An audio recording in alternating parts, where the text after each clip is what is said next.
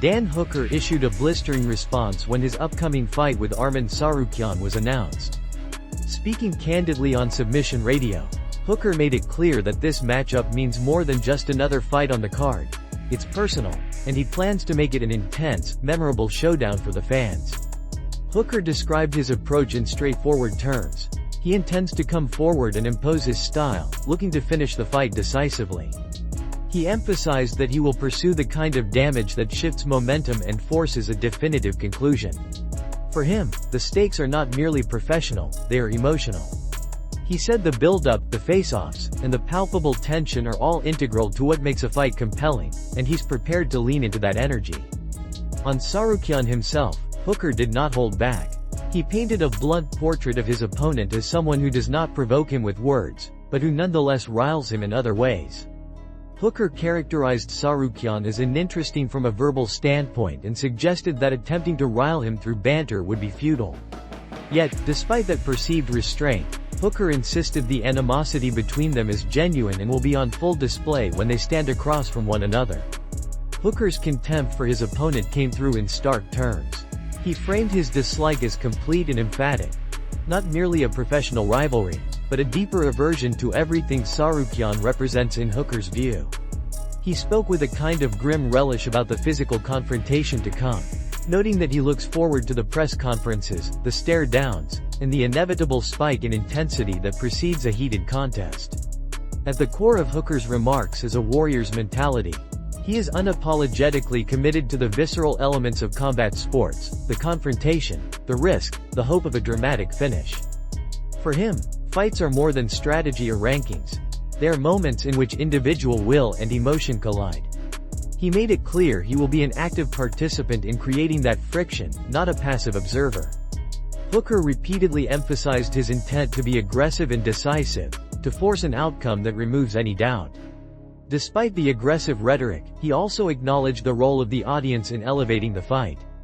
Hooker recognizes that animosity, tension, and the interplay of personalities are what draw fans in and create memorable events.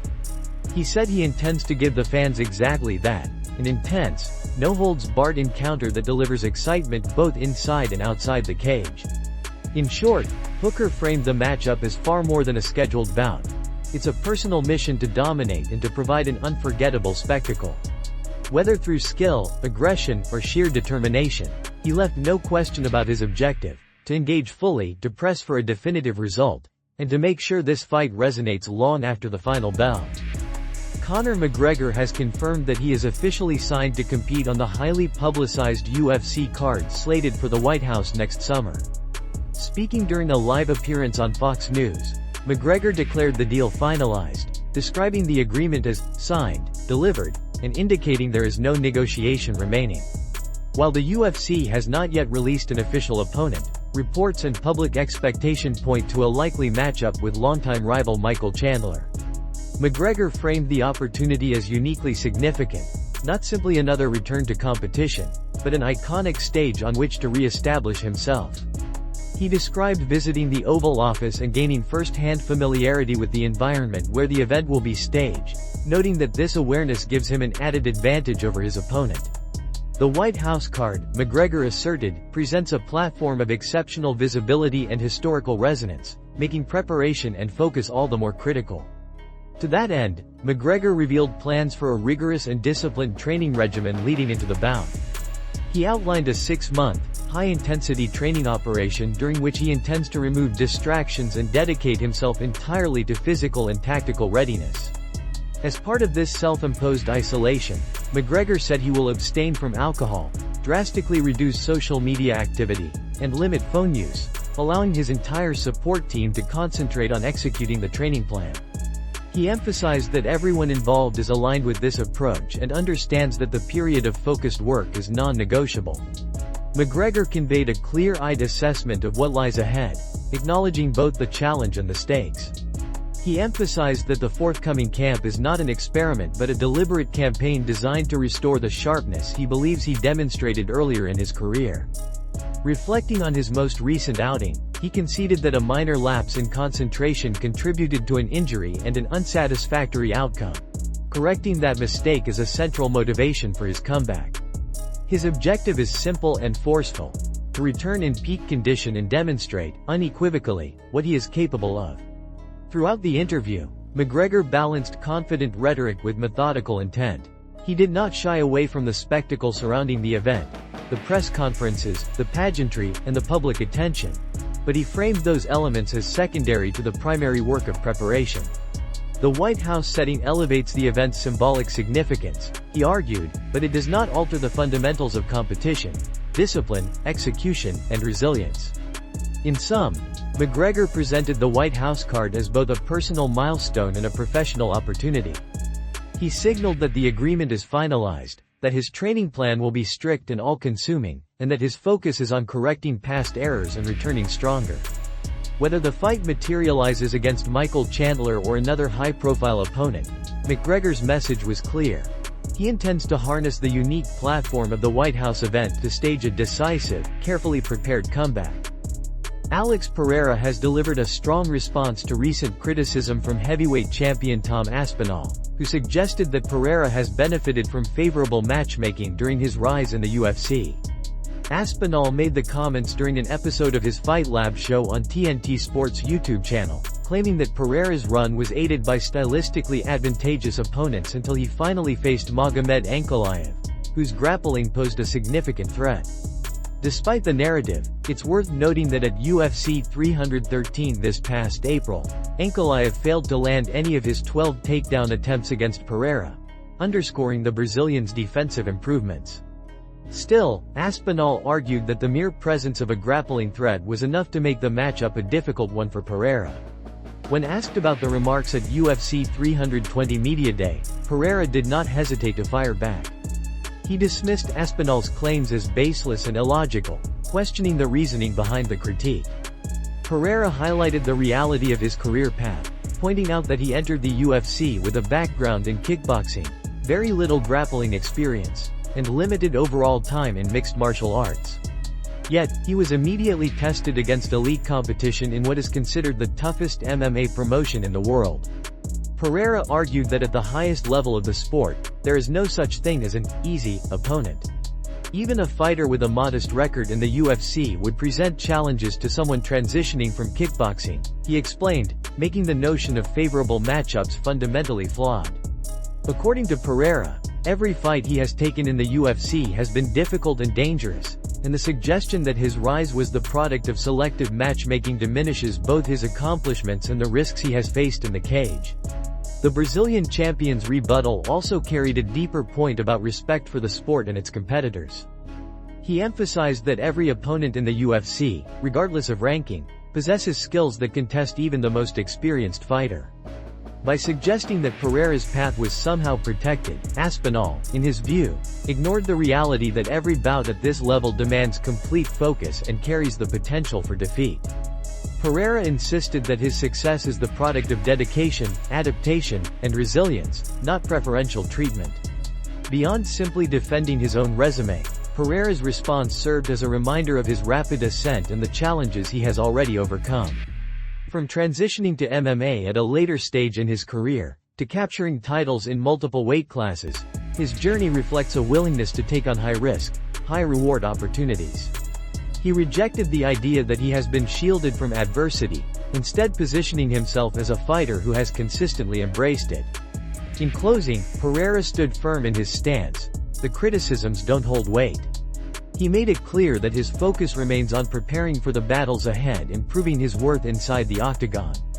His message to Aspinall and others who questioned his path was straightforward: every fight in the UFC is a challenge, and he has earned his position through grit, skill, and the willingness to face whoever stands across from him. Magomed Ankalaev, just days away from his first defense of the UFC light heavyweight title, has begun to look beyond his current division. Speaking at UFC 320 Media Day, the reigning 205-pound champion revealed that he is seriously considering a future move up to heavyweight, where he hopes to establish himself as a two-division champion and further solidify his legacy in the sport. Ankalaev has been one of the most consistent forces in the light heavyweight division, stringing together an impressive run against elite competition. Yet, even with his success, there are still significant names left for him to face. fighters like rising contender Carlos Ulberg and former champion Yuri Prochazka remain as unfinished business in his current weight class. Ankalaev acknowledged that his immediate focus is on defending his belt and proving his dominance at 205 pounds, but he also made it clear that his long-term ambitions stretch far beyond one division. When asked about his place in history and how he views his legacy, Ankalaev took a measured approach. He admitted that he has not spent much time reflecting on whether he is considered one of the greatest of all time, preferring instead to focus on the goals still ahead of him. For Ankalaev, greatness is not determined by labels or fan perception but by actions inside the cage and the achievements he continues to stack. "My main priority right now is cementing my place at light heavyweight," he said. "I want to defend this title multiple times, to prove beyond doubt that I am the true king of this division.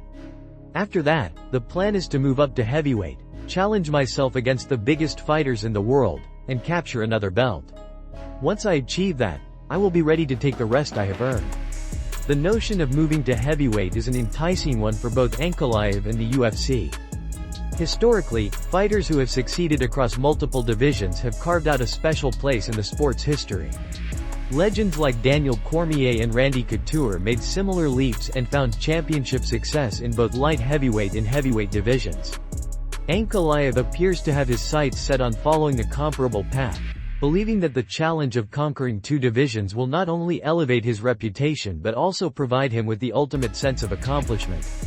While some critics might argue that Ankalaev should focus solely on the contenders waiting for him at 205, the Russian champion insists that both tasks are part of his vision.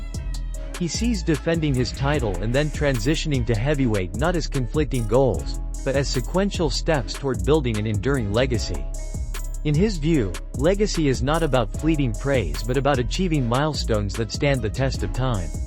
Whether or not fans ultimately place him in the conversation of the all-time greats is, as he put it, up to them. For now, Ankalaev is determined to let his performances do the talking.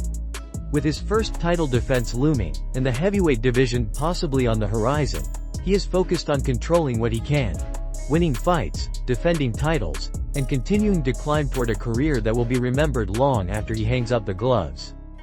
Islam Makhachev has given fans a closer look at his preparations for UFC 322, where he is set to defend his lightweight title against surging contender Jack Della Maddalena. In newly released training footage, Makhachev showcased one of his most dangerous weapons, the head and arm choke, a move that has become synonymous with his suffocating grappling style. The video captured Makhachev applying the choke on a teammate during training, highlighting both his technical precision and the raw strength behind his squeeze. For longtime followers of Makhachev's career, the footage served as a reminder of the tools that brought him to championship glory. The Dagestani fighter, widely regarded as one of the most dominant grapplers in MMA today, has built his reputation on a foundation of relentless pressure, positional control, and fight-ending submissions. The head and arm choke, in particular, has proven to be one of his signature techniques, capable of neutralizing even the most seasoned opponents. The timing of the release is also significant. With UFC 322 rapidly approaching, anticipation around Makhachev's clash with Della Maddalena is growing. The Australian challenger has gained momentum in the welterweight division with his sharp striking, durability, and ability to finish fights. Moving down to challenge for the lightweight title, Della Maddalena represents a fresh and dangerous test. For Makhachev, the training footage is not just a glimpse into his camp but also a subtle statement, a signal that he is sharpening the tools that could end the fight if it hits the mat. The clip further reinforced the philosophy that underpins Makhachev's approach to combat. Like his mentor and former teammate Khabib Nurmagomedov, Makhachev places a heavy emphasis on suffocating top control and the ability to force opponents into mistakes under constant pressure. Once an opponent is fatigued and running out of options, the choke becomes not just a submission attempt but an inevitability. By showcasing the head and arm choke in camp, Makhachev reminded both his opponent and the fans of his ability to dictate where the fight takes place and how it ends. Beyond the technical display, the footage also highlighted the intensity of Makhachev's preparation. Every movement in training reflected focus and discipline, qualities that have carried him to the top of the lightweight division. He appeared in peak physical condition, working with his team to refine the details that could make the difference on fight night. The video, though short, carried the message that Makhachev is not only ready but eager to demonstrate once again why he is considered one of the most complete fighters in the sport. As the countdown to UFC 322 continues, this training footage has only fueled speculation about how the fight might play out. Will Della Maddalena's striking be enough to keep the champion at bay, or will Makhachev's grappling prove insurmountable once the cage door closes? For now, Makhachev has made his intentions clear. He is sharpening his submission arsenal, and if he finds the opening on fight night, the head and arm choke may once again serve as the decisive factor in extending his reign at the top.